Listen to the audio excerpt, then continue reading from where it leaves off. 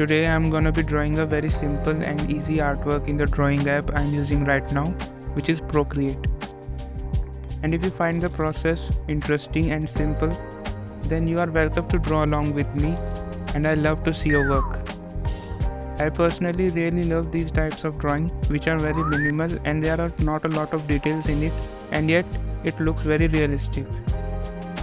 I am gonna be adding some textures to this drawing later in the video from my realistic textures brush pack, which is also available to purchase. You can find the links in the description box or in the pinned comment under the video. It will really support me if you decide to purchase them. Now enjoy the rest of the video.